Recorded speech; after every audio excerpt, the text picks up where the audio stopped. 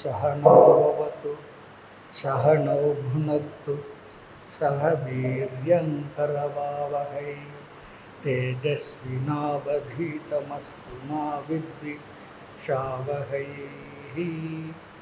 ओम शांति शांति शांति।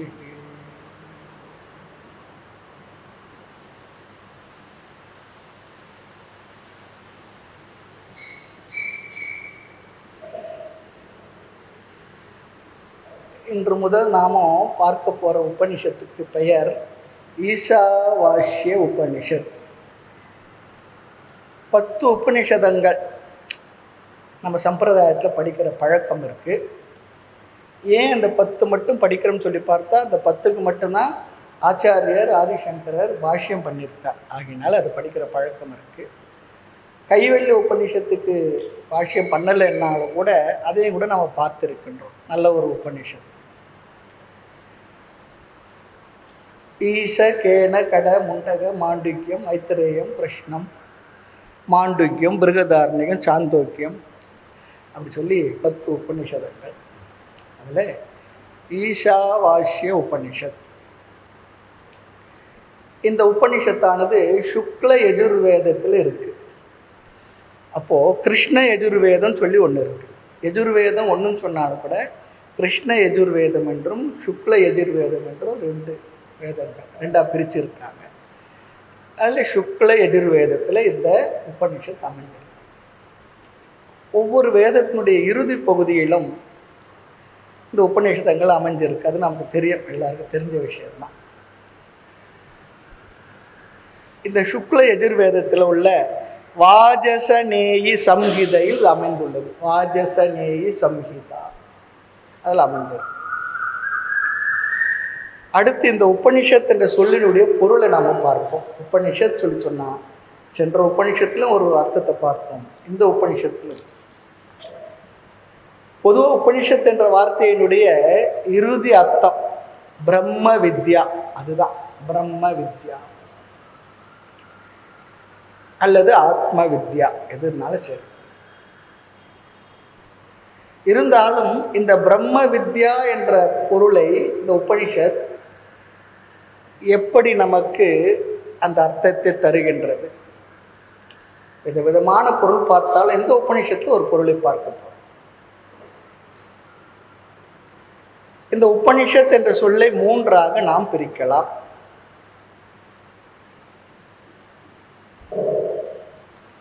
உப நீ ஷத். உப என்ற ஒரு சொல், நீ என்ற ஒரு சொல், ஷத் என்ற ஒரு சொல். 3 சொற்கள் 3ஆக பிரித்து பார்க்கலாம். உப என்றால் சாமித்ய, சாமித்யவாச்சி, மிக அருகில் வசிப்பவன் சொல்லி அர்த்தம். நம்ம ஆசிரமத்தில் ஒரு பில்டிங்க்கு பேர் வச்சிருக்காங்க, அந்தேவாசின்னு பேர். அது கட்டுறது அப்படின்னா அருகில் வசிப்பவன்,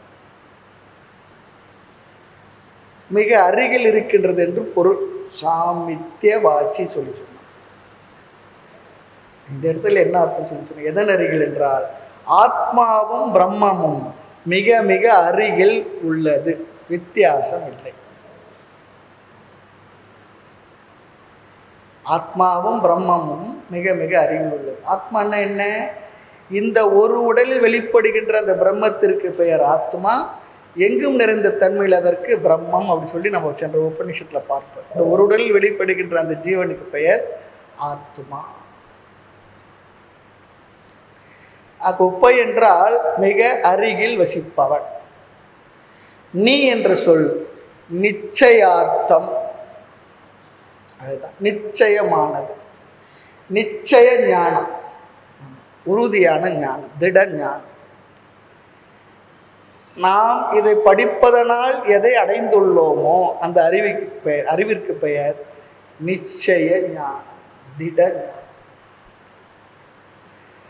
நிச்சயம் என்ற அர்த்தத்தை தருவது நீ என்ற சொல். ஆக உபனி என்றால், உப என்றால் சாமித்ய வாச்சி. இங்க சாமித்யம் சொல்லி சொன்னா இன்னொரு அர்த்தம் சொல்றாங்க, அபேத ரூபம். நல்ல வார்த்தை தான், அபேத ரூபம். பொதுவாக சாமித்யம் சாமீபம் சொல்லி சொன்னால் அருகில் பக்கத்தில் சொல்லிட்டு அர்த்தம்.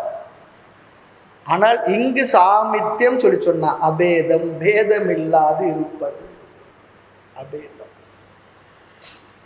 எப்பொழுதுமே அபேதம் என்று சொல்லணும்னு சொல்லி சொன்னா அங்க ரெண்டு இருக்கணும். அப்போதான் அபேதம் என்ற வார்த்தைக்கு அர்த்தம் இருக்கு. ஒன்று மட்டும் இருந்தால் அங்கே அபேதம் சொல்லி சொல்ற வேண்டிய அவசியம் இல்லை.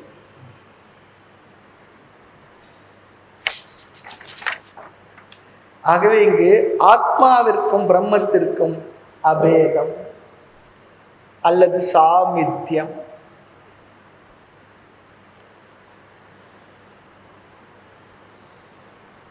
ஆத்மாவும் பிரம்மனும் ஒன்று. இதுதான் இந்த உபசப்தத்திலிருந்து நமக்கு கிடைக்கின்ற பொருள். இரண்டை போல தெரிந்தாலும், இரண்டை போல தெரிந்தாலும் கூட ஒன்றே ஆக இருப்பது, ஒன்று மட்டும்தான் உள்ளது, அபேதம்.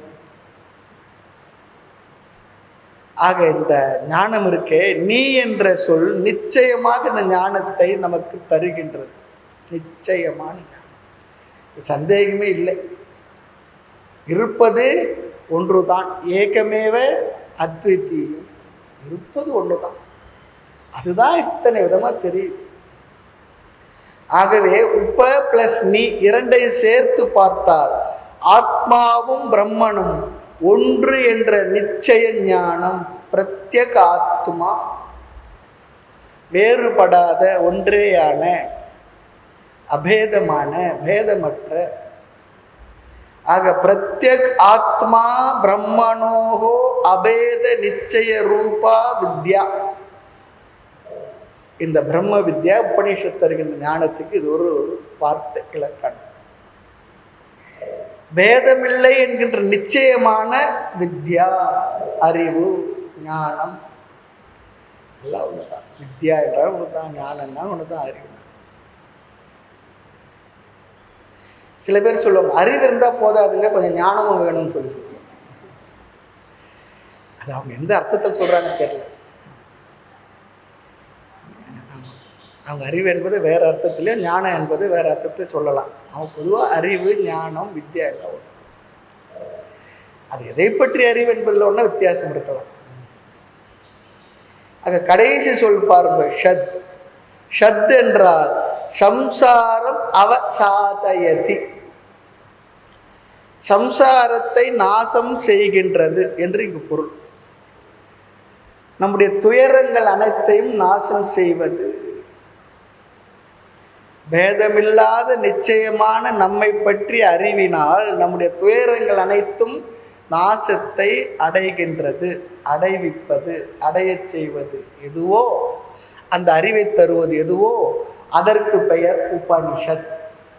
உபனிஷத்துனா அந்த புஸ்தகம் மட்டும் இல்லை, அந்த கருத்துக்கள் இந்த புஸ்தகத்தில் இருக்கு, அவ்வளவுதான். ஆக உபனிஷத் என்பது சேர்த்து பார்த்தால் உபனி என்பது பிரம்மனும் ஆத்மாவும் ஒன்று என்ற ஞானத்தை குறிப்பது. ஷத் என்பது அந்த ஞானத்தின் பலனான சம்சார நிவிருத்தி, துயரங்களுடைய நிவிருத்தி, துயரங்களிலிருந்து விடுதலை, அறியாமையை போக்கி அறிவை தந்ததனால் அறியாமையினால் நமக்கு ஏற்பட்ட அனைத்து விதமான தவறான அபிப்பிராயங்களினால் ஏற்பட்ட துயரங்கள் எல்லாம் போயே போச்சு. ஆக சம்சாரத்தை நிவர்த்திக்கின்ற ஜீவனும் பிரம்மனும் ஒன்று என்ற ஞானம், வித்யா. எவ்வளவு விளக்கம் பார்த்தாலும் இறுதியில் பிரம்ம வித்யா என்பதுதான் பொருள். இங்க சில இடங்கள்ல உப்பை என்றால் குருவின் அருகில் செல்லுதல் அப்படின்னு சொல்லி ஒரு அர்த்தம் இருக்கு.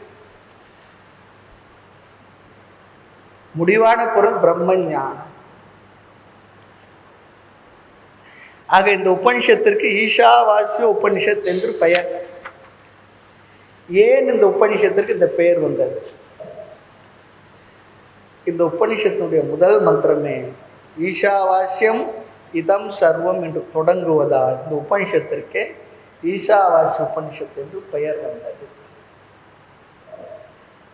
ஒவ்வொரு உபனிஷத்திற்கும் குரு இருப்பாங்க, சிஷ்யர் இருப்பாங்க. சில உபனிஷத்துல குரு பேரும் தெரியாது, சிஷ்யன் பேரும் தெரியாது. ஆனால் இந்த உபனிஷத்தை எடுத்து உபதேசம் செய்த குருவுடைய பெயர் தத்யங் அதர்வண ரிஷி. தத்யங் அதர்வணர். எல்லா உபனிஷத்தும் ஒரு ரிஷி தானே, குரு தான். அடுத்து ஒவ்வொரு உபனிஷத்துக்கும் ஒரு சாந்தி பாடம் இருக்கும்.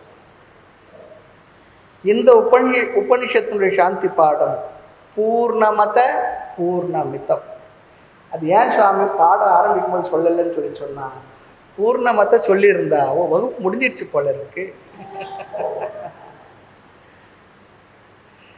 ஏன்னா நம்ம சம்பிரதாயத்துல நிறைவுல பூர்ணமத்தை சொல்ற பழக்கம் இருக்கிறதுனால, அப்படி ஒரு இது இருக்கிறதுனால நானே முதல் சகனாவனுக்கு சொல்றேன். இந்த பூர்ணமத என்ற அந்த சாந்தி பாடத்தை பார்க்கறதுக்கு முன்னே நாம் இன்னும் சில கருத்துக்களை தெரிந்து கொண்டு உபநிஷத்துல போகலாம். உபநிஷதங்களை ஏன் நாம் படிக்க வேண்டும்? ஒவ்வொரு உபநிஷத்துக்கும் ஒரு முகவுரை இருக்கும். அந்த முகவுரையெல்லாம் சேர்த்தாவே அற்புதமாக ஒரு விஷயம் நமக்கு தெரியும். உபநிஷத்தோட சம்பந்தப்பட்டு இருக்கும், இருந்தாலும் தெரிந்து கொள்ள வேண்டிய விஷயமாக சம்பிரதாயத்தில் பெரியவங்க நமக்கு சொல்லி கொடுத்துருக்கிறார். நாம் இந்த முகவுரையை எந்த அளவு சுருக்கமாக பார்க்கணுமோ நம்ம பார்க்கணும். சாஸ்திரங்களில் ஒரு வார்த்தை பயன்படுத்துவாங்க, மீமாம்சா. மீமாம்சா என்ற சொல்லுக்கு அர்த்தம் பூஜ்ய விசாரக. பூஜ்ய சொல்லி சொன்னா வணங்கத்தக்க, போற்றுதலுக்குரிய, மேன்மையான, இப்படி அர்த்தம் இருக்கு. பூஜ்ய சுவாமிகள் பண்ணால பூஜ்ய சொல்லி போடுறோம். அது இன்னொன்று இருக்கு, பூஜ்யன்னு சொல்லிச்சுன்னா சைபர்னு ஒரு அர்த்தம் இருக்கு. 1000 பூஜ்ய அப்படிலாம் போடுற பழக்கம் நார்த்தல் இருக்கு. ஸ்ரீல ஸ்ரீ போடுறாங்க பாருங்க. ஸ்ரீ லட்சம் ஸ்ரீன்னு அர்த்தம். ஸ்ரீ ஸ்ரீ ஸ்ரீ லட்சமா சொல்லிட்டு இருக்க முடியும், எல்லாரும் அப்புறம் எந்திரிச்சு போயிடுவாங்க. ஸ்ரீல ஸ்ரீ சொல்லி சொன்னா ஸ்ரீ லட்சம் ஸ்ரீ. அதாவது நம்ம போட்டிருக்கிற பெரியவர்களுக்கு அப்படி நம்முடைய வணக்கங்களை தெரிவிக்கிற, மதிப்பை தெரிவிக்கிற விதமாக அப்படி வார்த்தை போடுவாங்க. முந்தெல்லாம் மகாகணம் பொருந்திய அப்படின்னு சொல்லுவாங்க, அது வேற அர்த்தம். இப்போ மாண்பு மிகு போட்டுக்கிடுறாங்க இல்லையா, அது போலவே சில வார்த்தைகள். ஆக பூஜ்ய சொல்லி சொன்னா வணங்கத்தக்க, போற்றுதலுக்குரிய, மேன்மையான. ஆகவே மீமாம்சா என்று சொன்னாலே போற்றுதலுக்குரிய விசாரணை என்று பொருள். வாழ்க்கையில் நம்ம விதவிதமான விஷயங்களை நம்ம விசாரம் பண்றோம், சிந்தனை பண்றோம், படிக்கிறோம், தெரிந்து கொள்கின்றோம். இதுல எந்த விசாரம் போற்றுதலுக்குரிய விசாரம்? நம்ம சில நேரம் பேசுவோம், தேவையில்லாத வீண் பேச்செல்லாம் எதுவும் சொல்லுவோம், ஆனால் சில பேச்செல்லாம் பிரயோஜனமா இருக்கும். ஆக எந்த விசாரம் போற்றுதலுக்குரியதாக மாறும் என்றால், எந்த விஷயத்தை எடுத்துக்கொண்டு விசாரம் செய்கின்றோமோ அதன் அடிப்படையில் அது மேன்மையானதா, உயர்ந்ததா, வேறு ஏதாவதா என்பது நமக்கு தெரிய வரும். அதன் அடிப்படையில் தான் நிர்ணயம் செய்யப்படும். ஒருத்தருடைய சொந்த விஷயங்கள், குடும்ப விஷயங்கள் அதெல்லாம் பேசும்போது அது போற்றுதலுக்குரிய விசாரம் சொல்ல முடியுமா? ஏதோ ஒரு ஆறுதலுக்காக பேசுகிற விஷயமா இருக்கும், அவ்வளவுதான். ஆகவே இங்கு மீமாம்சா என்பது வேதங்களை எடுத்துக்கொண்டு விசாரம் செய்வதை மட்டும் குறிக்கின்ற சொல்.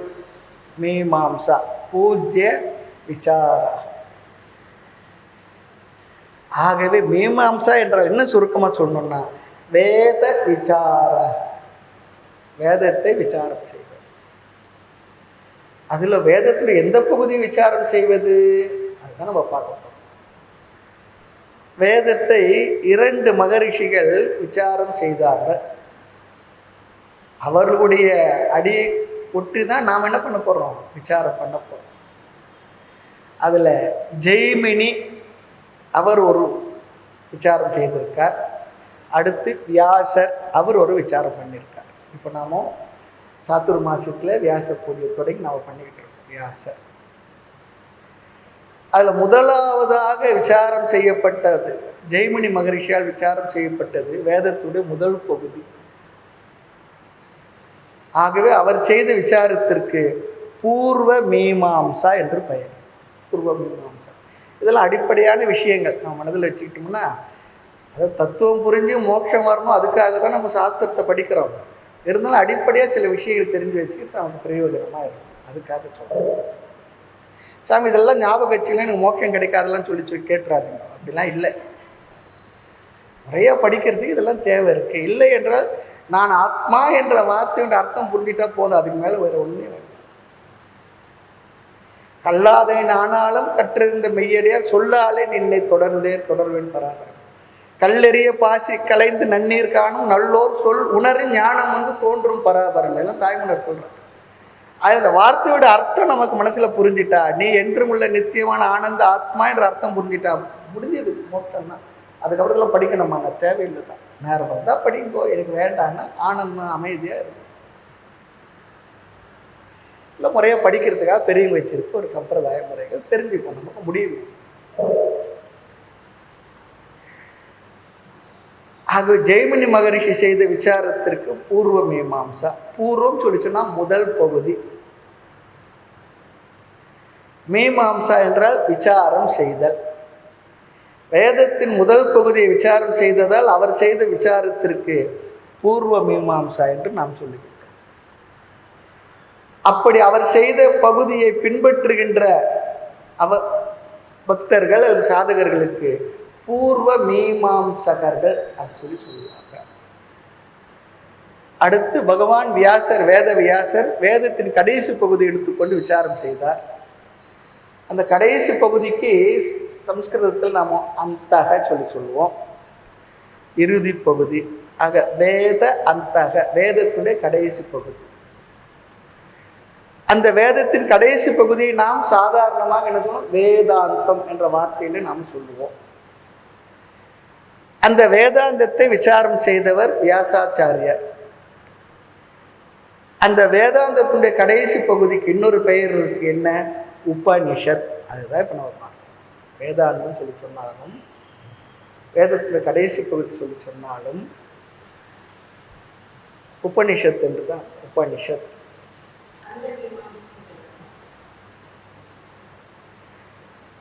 அடுத்து அவர் செய்த அந்த பகுதி, கடைசி பகுதி விசாரத்திற்கு உத்தர மீமாம்சா என்று போட்டேன். பூர்வ மீமாம்சா சொல்றது போல இங்க உத்தர மீமாம்சா. ஆக இரண்டு மீமாம்சகர்கள். ஜெய்மினி மகரிஷி வேதத்தினுடைய முதல் பகுதி விசாரம் செய்து இந்த வேத மந்திரங்களை எல்லாம் யாகத்தினுடைய எந்த பகுதி பயன்படுத்த வேண்டும் அப்படிலாம் சொல்லியிருக்காருங்க. அது பேர் தர்ம மீமாம்சா அல்லது கர்ம மீமாம்சான்னு சொல்லலாம். தர்மம் வந்துட்டா கர்மம் வந்துடும், அல்லது கர்மன்ற வார்த்தை வந்தால் இங்கே தர்மம் வந்துடும். ஆக தர்மத்தை பற்றியும் அதர்மத்தை பற்றியும் யஜ்ஞ யாகங்களை பற்றியும் அதனால் அடையப்படும் கர்ம பலனை பற்றியும் ஒரு விசாரம் பண்ணார்.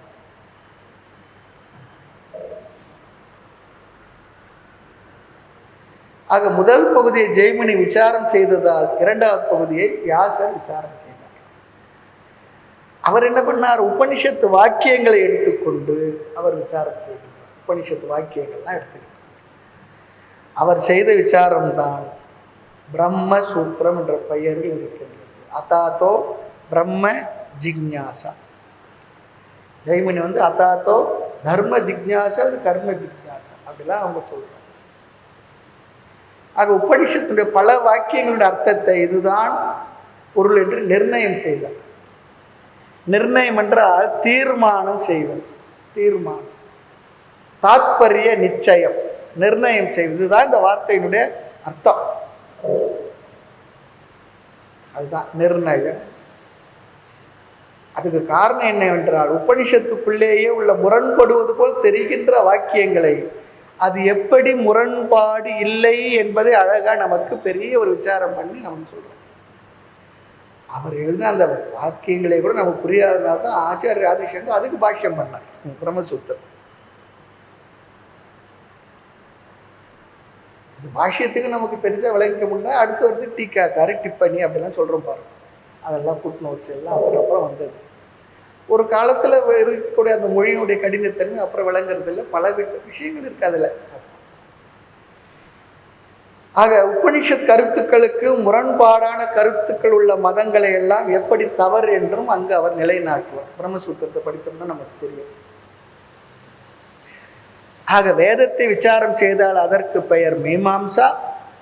வியாசர் உபனிஷத்து வாக்கியங்களை விசாரம் செய்யும் பொழுது ஜெய்மினி மகரிஷியை சேர்ந்தவர்கள், அவரை பின்பற்றுபவர்கள் பூர்வ மீமாம்சகர்கள் வியாசர் எடுத்து ஒரு கேள்வியை கேட்கின்றார்கள். நீங்கள் எதற்காக உபனிஷத்தை எடுத்துக்கொண்டு விசாரம் செய்ய வேண்டும்?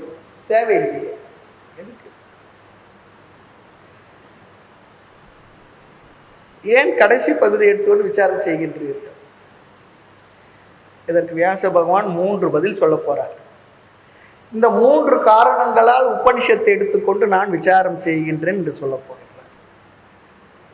ஆதிசங்கரர் அந்த கேள்வியை கேட்டாங்க. அவரும் இதே பதில் தான் சொல்ல போறார்.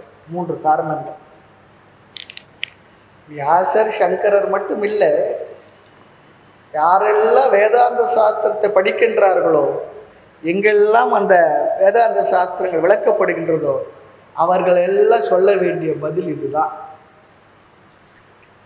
நம்ம பேரை ஓடி வந்து நம்ம கோயிலுக்கு வரோம், ஆசிரமத்துக்கு வரோம், பாடமெல்லாம் படிக்கிறோம். தாத்தா தாத்தா கடவுள்னா என்ன தாத்தா அப்படி சொல்லி கேட்டுறான்னு வச்சுக்கோங்க. நம்ம என்ன சொல்லணும்?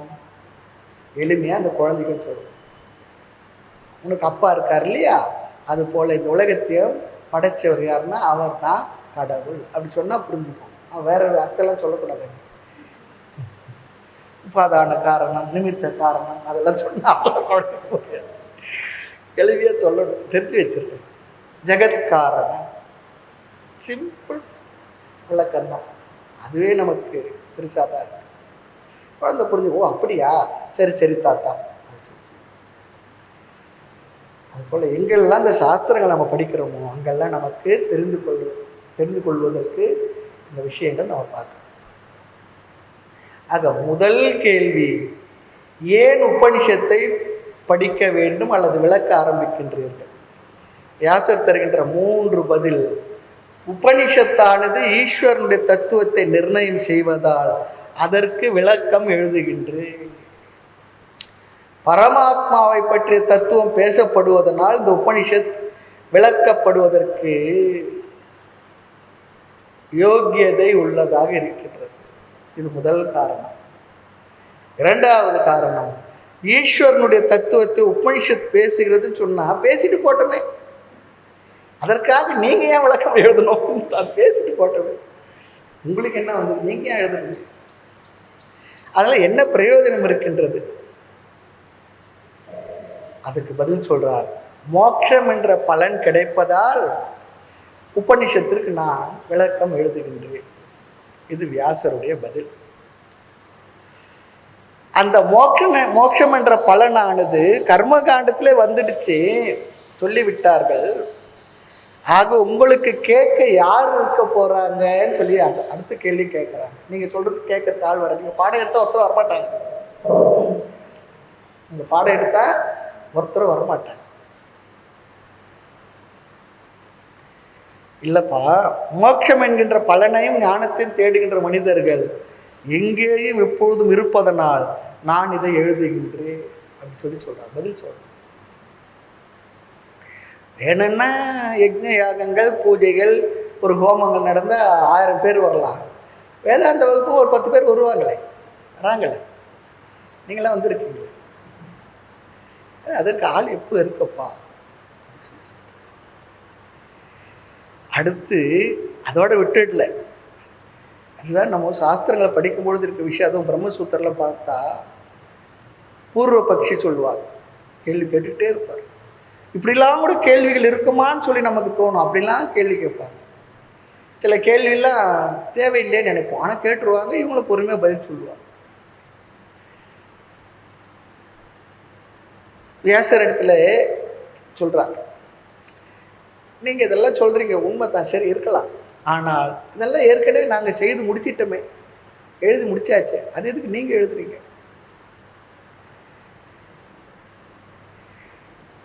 ஈஸ்வரனுடைய சொரூபம், மோட்சத்தை நாடுபவர்கள், இதை பற்றி எல்லா பூர்வ மீமாம்சையிலே சொல்லப்பட்டு விட்டது. எனவே எதற்காக தனியாக உபனிஷத்துக்கு விளக்கம் எழுதப்பட வேண்டும்? என்று பூர்வ மீமாம்சையை சேர்ந்தவர்கள் கேட்கின்றார். அதனால தான் பாருங்கள், அந்த காலத்தெல்லாம் சும்மா ஒரு புஸ்தகத்தை எழுதிட முடியாது, விளக்கமும் சொல்ல வந்துட முடியாது. இப்பெல்லாம் எழுதுறாப்போல இல்லை. இந்த கேள்விக்கெல்லாம் பதில் சொல்லணும்.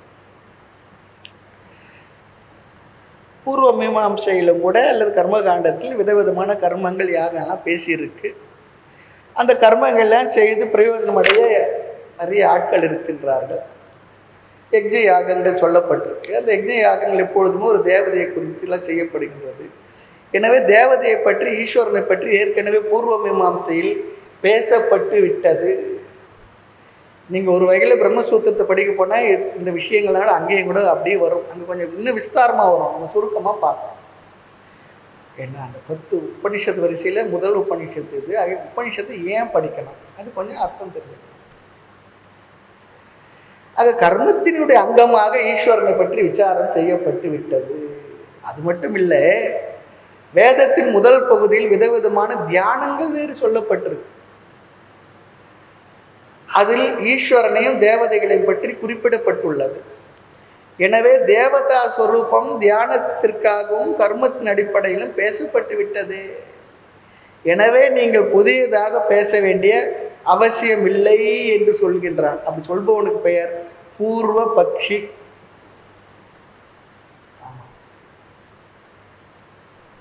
வாதம் பண்றார், கேள்வி கேட்கிறார்.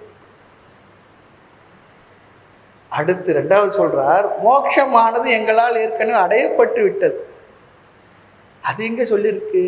சொல்றார், சுக்ல கதி கதி கிருஷ்ண கதி என்கின்ற மார்க்கத்தின் மூலமாக, யாகங்கள் மூலமாக சொர்க்காதி லோகங்கள் பிரம்மலோகம் வரை அடைவதற்கான மார்க்கமும் இங்கு கர்மகாண்டத்தில் பூர்வ மீமாம்சையில் இருக்கின்ற காரணத்தினால், சொல்லப்பட்டு விட்ட காரணத்தினால் மோட்சத்தை பற்றி பேசப்பட்டு விட்டது என்று அவர்கள் சொல்லுகின்றார். ஆகவே தேவதா ஸ்வரூபம் கர்ம உபாசனையோட அங்கமாக சொல்லப்பட்டு விட்டது. பிறகு பிரம்மலோகம் என்னும் மோட்சமும் எங்களால் பேசப்பட்டு விட்டது. இதைத்தானே மனுஷர்கள் அடைய போறாங்க. இதை தவிர வேற என்ன அடைய போறாங்க? நாங்கள் ஏற்கனவே பேசிய விஷயத்தை தானே நீங்க பேசுறீங்க. ஆகையினால உங்களுக்கு கேட்கறதுக்கு மனிதர்கள் இருக்க மாட்டாங்க, ஆட்கள் இருக்க மாட்டாங்க அப்படின்னு சொல்லி அவர் வாதத்தை முன்வைக்கிறார். இதற்கு வியாசர் பூர்வ மீமாம்சையில் சொன்ன விஷயம் மோட்சம், அதை அடைய மனிதர்கள் வேறு. இங்கு நான் பேசுகின்ற மோட்சம், அதை விரும்பும் மனிதர்கள் வேறு என்று சொல்லுகின்றார். ஆக கர்மகாண்ட தேவதைகள் சொரூபம் பேசப்பட்டிருக்கு. அது கர்மத்தினுடைய அங்கமாக பேசியிருக்கு. அதை ஏற்றுக்கொள்கின்றார். மேலும் சொல்லுகின்றார், அந்த ஈஸ்வரன் என்பதில் 2 தத்துவம் இருக்கு. நீங்கள் சொல்லுகின்ற ஈஸ்வரன் என்பவர் மாயையோடு சேர்ந்த ஒரு தத்துவம், மாயா சகித பிரம்மன். அங்கு மாயையை நீக்கிய பின்பும் ஈஸ்வரனிடத்தில் ஒரு தத்துவம் இருக்கின்றது. அந்த மாயையோடு இருக்கக்கூடிய பரம்பொருளுக்கு சகுண பிரம்மம் என்றும், மாயை நீக்கிய பரம்பொருளுக்கு நிர்குண பிரம்மம் என்றும் பெயர். இந்த நிர்குண பிரம்மத்தை பற்றி பூர்வ மீமாம்சையில் பேசப்பட்டிருக்கவில்லை, விசாரிக்கப்படவில்லை. தான் சொல்றார். ரொம்ப அழகா, நல்ல ஒரு படிப்படியான டெவலப்மெண்ட். ரொம்ப சிம்பிளா நான் சொல்றேன். உங்களுக்கு பெரியவங்களுக்கு சொல்லி கொடுத்தது தான், அது அப்படியே உங்களுக்கு நான் மாயையோடு கூடிய ஈஸ்வரனுடைய பெயர் சொல்லப்பட்டு கர்மத்தின் அங்கமாக மட்டும் அங்கு அறிமுகப்படுத்தப்பட்டுள்ளது. ஈஸ்வரனுடைய தத்துவ விசாரம் அங்கு செய்யப்படவில்லை. உபனிஷத்தில் தான் ஈஸ்வரனுடைய நிர்குண தத்துவத்தையும் ஜீவனுடைய உண்மையான சொரூபத்தையும் விசாரம் செய்துள்ளார்கள். அடுத்து இந்த ஜீவனுக்கு இந்த உடலுக்கும் உள்ள சம்பந்தத்தையும் பேசுவது உபனிஷத்தில் தான். தேவதைகளுடைய சொரூபம் அங்கு பேசப்பட்டிருந்தாலும் இந்த தேவதைகளுடைய சொரூபமே பூர்ணமான ஞானம் ஆகாது. அதற்கு அப்பால் அறியப்பட வேண்டியது இருக்கின்றது எல்லாம் சொல்றாங்க. எனவே உபனிஷத்தினுடைய விசாரம் மிக மிக அவசியம். காரணம், உபனிஷத்தில் தான் இந்த விஷயங்கள் எல்லாம் பேசப்பட்டுள்ளது. ஆக வேதத்தின் முதல் பகுதியில் பூர்வ பாகத்தில் கர்மகாண்டத்தில் இவையெல்லாம் விசாரம் செய்யப்படவில்லைன்னு சொல்லி ஆகவே நான் இவைகளை விளக்குவதற்காக எழுதுகின்றேன், பேசுகின்றேன்.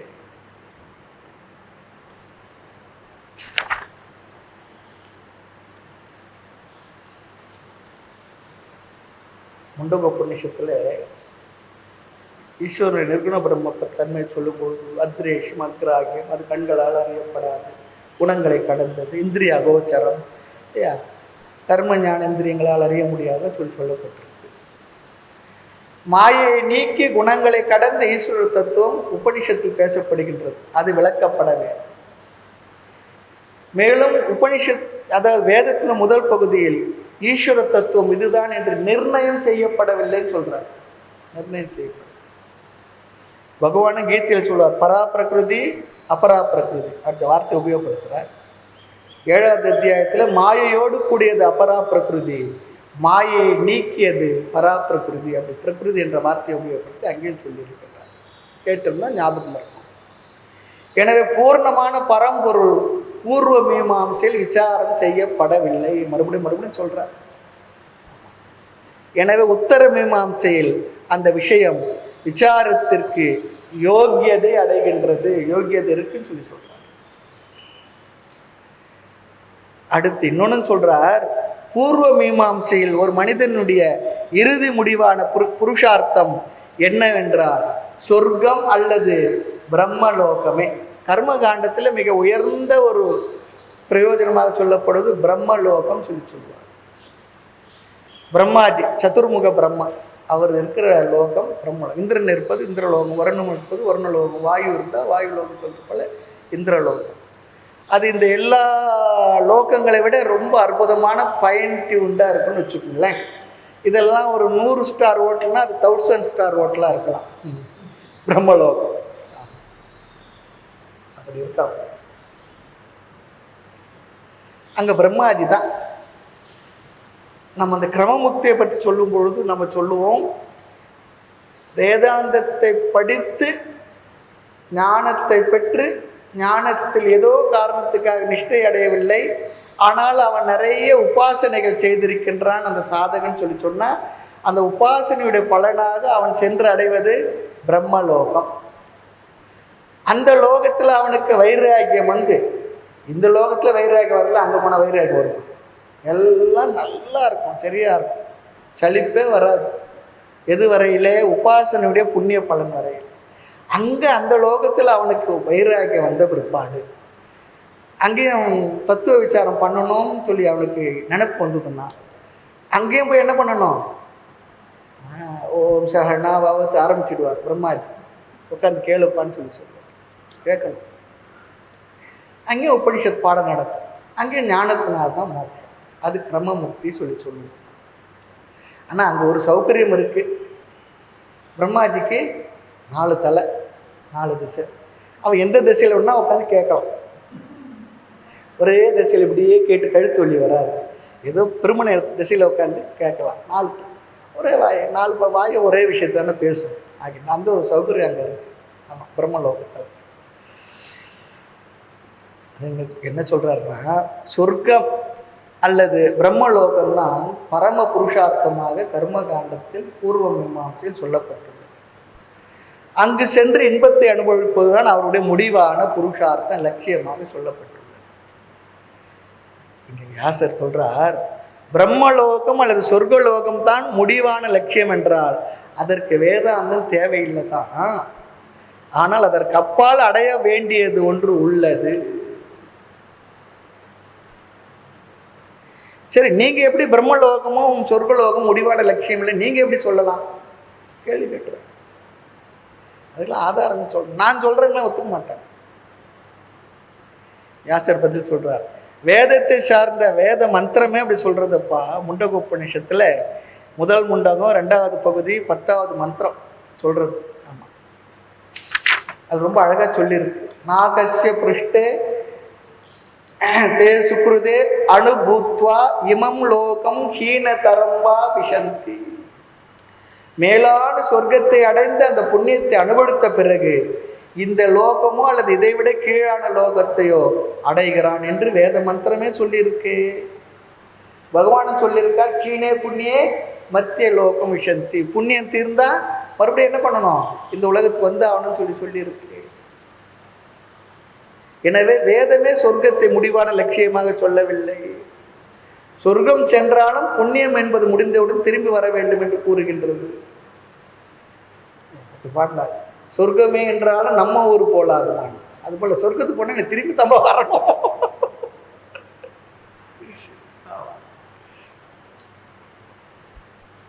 எனவே இந்த மீமாம்சகர்கள் கூறுகின்ற மோட்சம் என்பது முடிவான லட்சியம் இல்லை, அதற்கு அப்பால் அடைய வேண்டியது உள்ளது. அதைத்தான் இங்கு மோட்சம் என்று சொல்லப்படுகின்றது. எதை அடைந்த பிறகு மீண்டும் திரும்பி வர வேண்டியதில்லையோ அதுக்கு பேர் தான் மோட்சம். இல்லைன்னா என்ன, மீண்டும் மீண்டும் வந்து வந்து பிறந்து மறுபடியும் புண்ணியம் செய்து பண்ணிட்டு இருப்பேன். அடுத்து இந்த மோட்சமும் ஞானத்தினால் தான் அடையப்படும், கர்மத்தினால் இல்லை.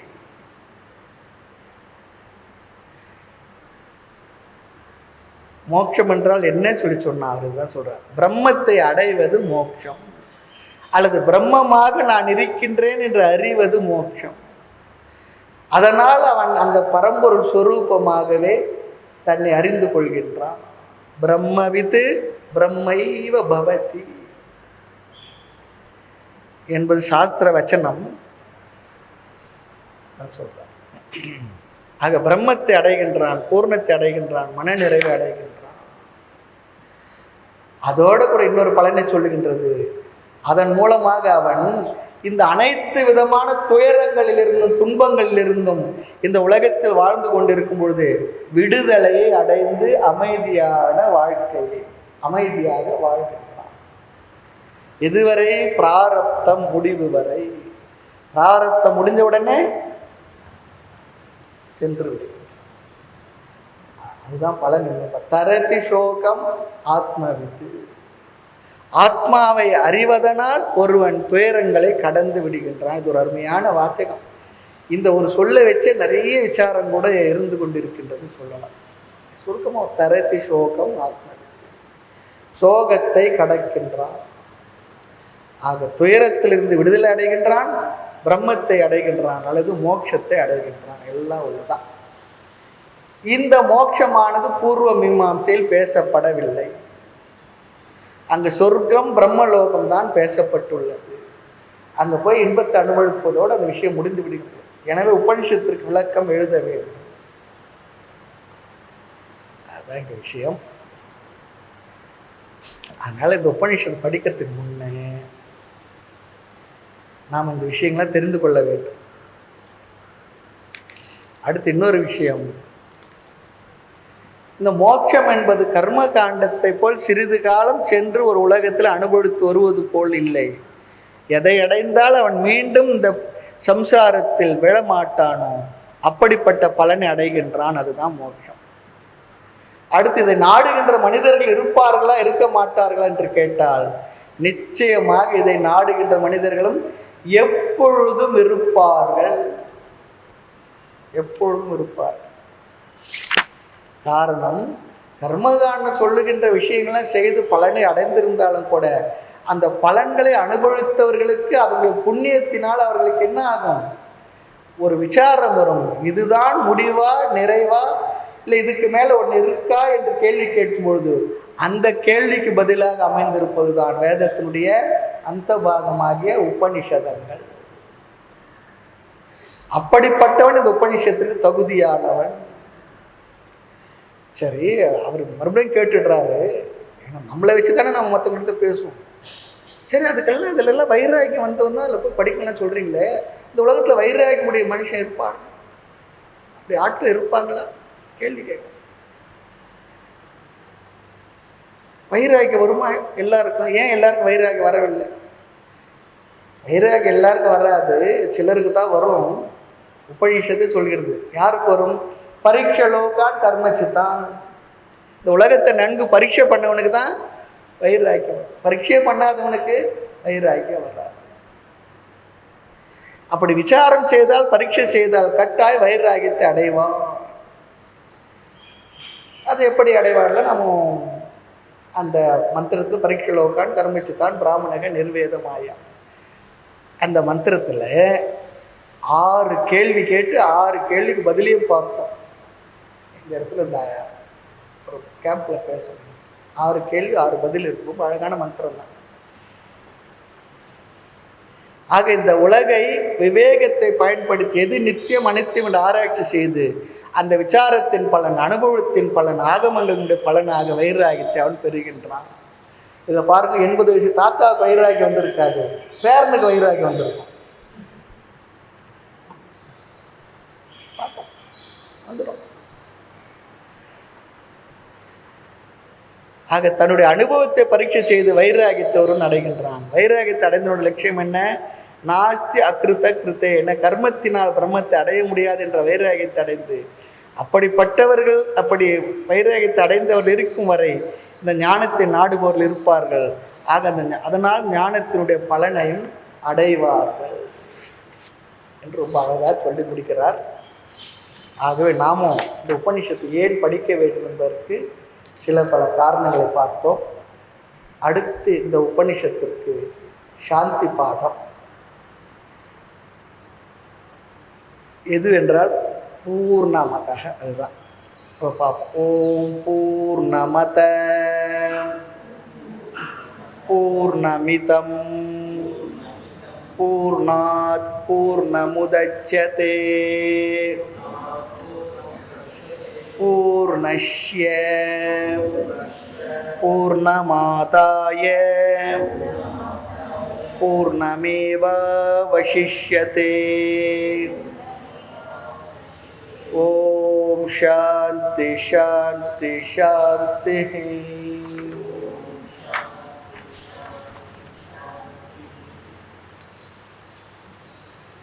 பொதுவாக இந்த சாந்தி பாடம் என்பது ஒரு நூலை படிக்க ஆரம்பிப்பதற்கு முன்பாக குருவும் சிஷ்யனும் சொல்வது.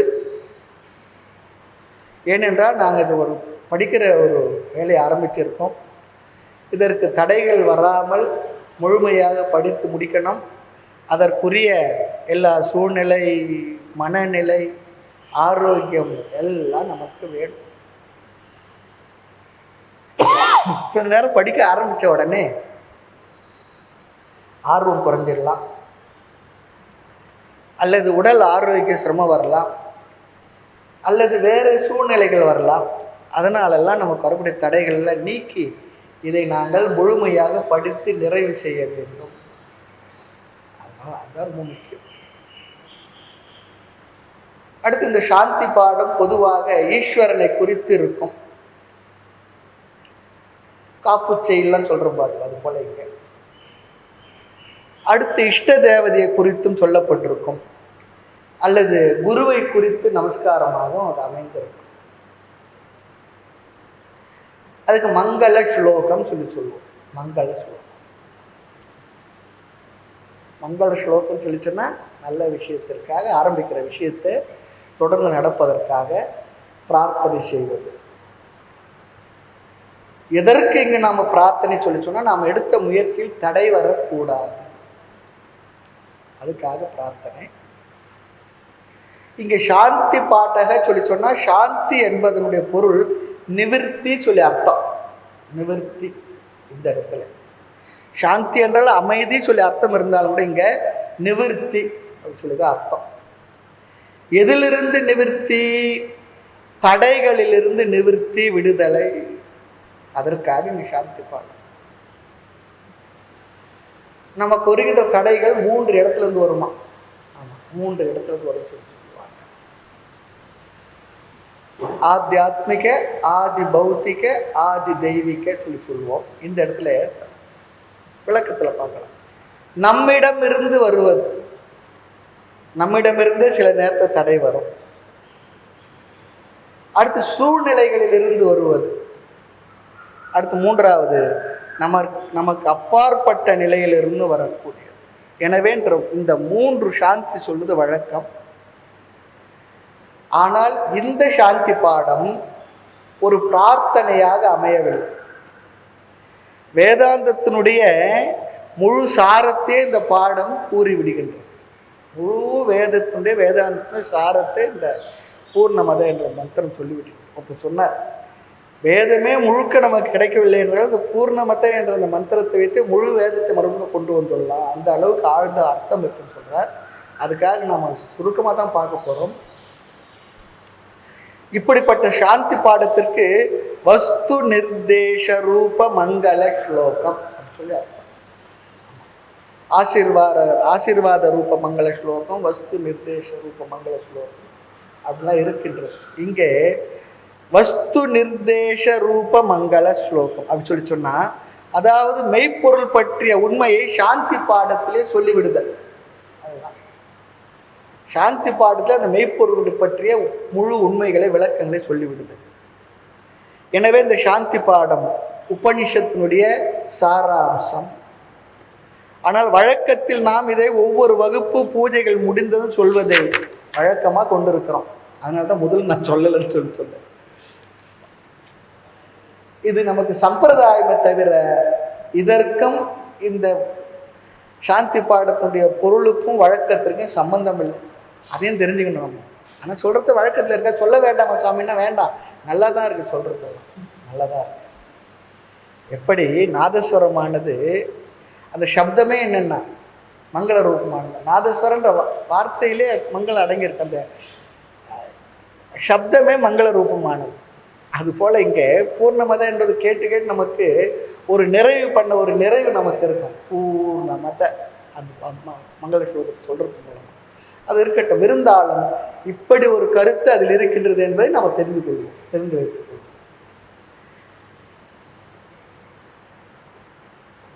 இந்த சாந்தி பாடத்துடைய மைய கருத்து வேதாந்தத்தினுடைய மைய கருத்து.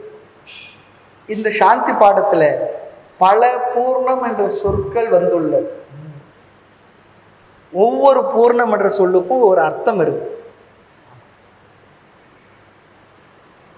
ஒவ்வொரு அர்த்தம் இருக்கு. திருக்குறளை விட இது பல குறள்லாம் வந்திருக்கு. ஒரே வார்த்தையை அப்படி அடிக்கடிக்கு சொல்லி ஒன்று ஒரு அர்த்தம் சொல்லி அது போல மந்திர அர்த்தத்தை பார்க்கலாம். பூர்ணம் அதக, அதக சொல்லி சொன்னா அது அப்படி சொல்லி அர்த்தம். அது என்றால் இங்கு ஈஸ்வரனை குறிக்கும், ஈஸ்வரனை குறிக்கும். பூர்ணம் சொல்லி சொன்னா நிறைவானது, வரையறைக்கு உட்படாதது சொல்லி அர்த்தம். வரையறைக்கு உட்படாது. அதக பூர்ணம் அஸ்தி அப்படி சொல்லி சொன்னா ஈஸ்வரன் பூர்ணஸ்வரூபமாக இருக்கின்றார். அதக பூர்ணம், பூர்ணம் அதக, அதக பூர்ணம் அது அப்படி சொன்னா ஈஸ்வரன் பூர்ணமானவன். அடுத்து பூர்ணமிதம், பூர்ணம் இதம், இதம் என்பது இது, இங்கு ஜீவனை குறிக்கும். ஆகவே ஜீவன் இதம் பூர்ணம் அஸ்தி, ஜீவன் பூர்ணஸ்வரூபமாக இருக்கின்றார். அதுவும் பூர்ணம், இதுவும் பழைய பாட்டு, நீயும் பொம்மை நானும் பொம்மை நினைச்சு பார்த்தா எல்லா பொம்மை சொல்ல கூட அதுவும் பூர்ணம் இதுவும் பூர்ணம். அது என்றால் ஈஸ்வரனும் பூர்ணம், இது என்றால் ஜீவனும் பூர்ணம். ஆக ஈஸ்வரன் பூர்ணஸ்வரூபம், ஜீவனும் பூர்ணஸ்வரூபம் என்பது இதனுடைய அர்த்தம். அடுத்தது பூர்ணா, பூரணத்தில் இருந்து, அதாவது பூர்ணமான ஈஸ்வரனிடமிருந்து. பூர்ணாத் என்றால் ஈஸ்வராத், பூர்ணம் உச்சியத்தை, பூர்ணம் சொல்லி சொன்ன இந்த இடத்துல பூர்ணமான ஜீவன் உச்சியதை தோன்றுகின்றான். நல்லா வேணும், அதுக்காக மெதுவா சொல்றேன், புரிச்சுக்கலாம். பூர்ணமான ஈஸ்வரனிடமிருந்து பூர்ணமான ஜீவன் தோன்றுகிறான். முதல் ஸ்டேட்மெண்ட் என்ன? ஈஸ்வரன் பூர்ணமானவர், ஜீவன் பூர்ணமானவர். பூர்ணமத பூர்ணமிதம் முடிஞ்சது முதல் ஸ்டேட்மெண்ட். ரெண்டாவது ஸ்டேட்மெண்ட், பூர்ணமான ஈஸ்வரனிடமிருந்து பூர்ணமான ஜீவன் தோன்றுகிறான். பூர்ணாத் பூர்ண உச்சதே. தோன்றுகின்றான். ஆக முதல் வரியை ஈஸ்வரன் ஜீவன் என்று சேர்க்காமல் பொருள் கொண்டால் அது பூரணம், இது பூரணம். பூரணத்திலிருந்து பூர்ணம் தோன்றியுள்ளது. இதுதான் நேரடியான அர்த்தம். ஈஸ்வரன் ஜீவன்லாம் இழுக்காம வெறும் இது சொன்னா அதுவும் பூரணம், இது பூரணம். பூர்ணத்திலிருந்து பூர்ணம் தோன்றியுள்ளது. அடுத்து பூர்ணஷ்ய, பூர்ணத்தினுடைய என்ற அர்த்தம். பூர்ணஷ்ய என்றால் பூர்ணத்தினுடைய, பூர்ணமான ஜீவனுடைய என்று பொருள். பூர்ணம் ஆதாய, இங்கே பூர்ணம் என்றால் பூர்ணம் தான் அர்த்தம். பூர்ணமான ஸ்வரூபத்தை ஆதாய நீக்கினார், ரிமூவ் பண்ணார். பூர்ணமான ஜீவனுடைய பூர்ண ஸ்வரூபத்தை நீக்கிவிட்டால் அங்கே என்ன இருக்கான்? பூர்ணம் ஏவ, பூர்ணமான ஸ்வரூபம் மட்டுமே அவசிஷ்யதே எஞ்சி உள்ளது. பூர்ணம் மட்டுமே எஞ்சி உள்ளது. அதாவது பூர்ணமான ஜீவனுடைய பூர்ணத்தை நீக்கிவிட்டால் பூர்ணம் மட்டுமே எஞ்சியுள்ளது. இங்கு ஜீவன் ஈஸ்வரன் என்பதை சேர்க்காமல் மீண்டும் பொருள் பார்த்தால் பூர்ணத்திலிருந்து பூர்ணத்தை நீக்கினால் பூர்ணம் மட்டுமே எஞ்சியுள்ளது. அது பூர்ணம், இது பூர்ணம். பூர்ணத்திலிருந்து பூர்ணம் தோன்றியுள்ளது, முதல் அர்த்தம். இரண்டாவது, பூர்ணத்திலிருந்து பூர்ணத்தை நீக்கினால் பூர்ணம் மட்டுமே எஞ்சி உள்ளது.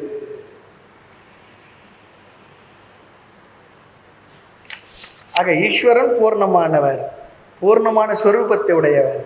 ஜீவன் பூர்ணமானவர், பூர்ணமான ஸ்வரூபத்தை உடையவர். ஜீவன்னா எங்கேயோ பார்க்கக்கூடாது. ஆமா, ஜீவனா ஜீவன் பூர்ணமா, நான் யாருன்னா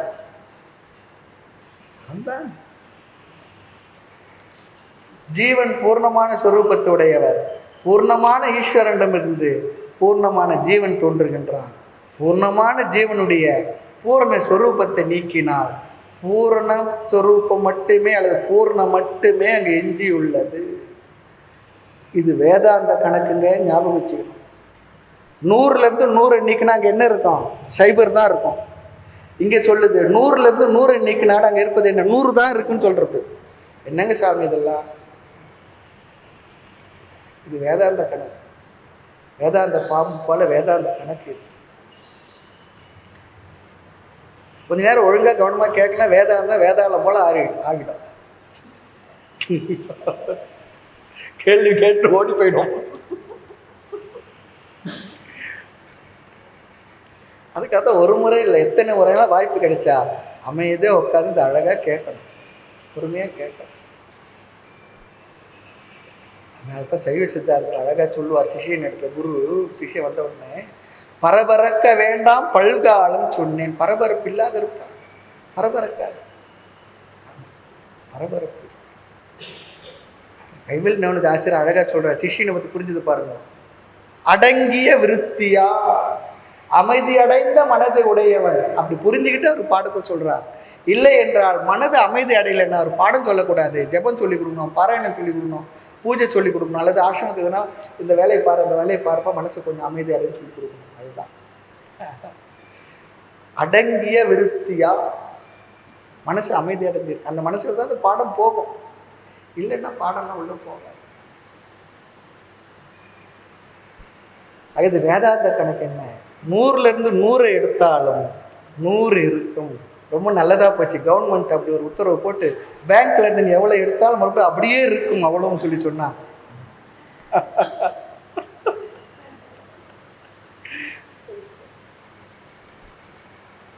பூரணத்திலிருந்து பூரணத்தை நீக்கினால் இருப்பது பூர்ணம் ஏவ மட்டும். இங்க பூர்ணம் சொல்லி சொன்ன ஞாபகம் வச்சுங்க. லிமிட்லெஸ், வரையறுக்கப்படாதது, நிறைவானது, முழுமையானது, டோட்டல், குறைவில்லாதது. தாய்மன்னர் இதை சொல்லுவார், குறைவிலா நிறைவாய். அது குறையே இல்லாத நிறைவு. நிறைவுன்னு சொன்னா போதுமே, ஆனா சொல்றார் குறைவிலா நிறைவு. கோதிலானந்த வெள்ளம் துறையிலே படிந்து மூழ்கி நான் தோன்றாவாறு உள் உரையிலே உணர்த்தி மோன ஒன் சுடர் வைவால் தந்த இறைவனே உனை பிரிந்து இங்கு இருக்கிறேன். நான் பிரிஞ்சு இருக்குதான் நினைக்கிறேன். நான் பிரிஞ்சு இருக்கிறதா நினைச்சாலும் கூட நான் எப்படி இருக்கிறேன்? உன்னோட சேர்ந்து தான் இருக்கிறேன். சேர்ந்தவனா தான் இருக்கேன். அப்பவும் பிரிவில்லை, மனசுல பிரிவா இருக்கிறான்னு நினைக்கிறேன். ஆனா அப்படி நினைச்சாலும் நான் எப்படிப்பட்டவன்? உன்னிலேயே இருப்பவன், நீயாக இருப்பவன், நானாக இருப்பவன். மாறி வார்த்தையில் சொன்னா அது வேற இருந்த உன்னையும் என்னிலிட்டேன், என்னையும் உன்னிலிட்டேன்னு சொல்றாரு பாரு. வேற வேற இல்லை.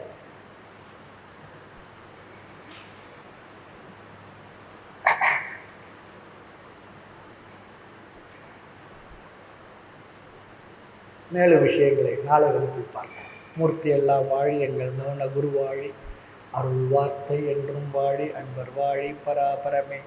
ஐயனே எனதுள்ளே நின்று அனந்த ஜென்மங்கள் ஆண்ட மெய்யனே உபதேசிக்க வெளிவந்த குருவே போற்றி.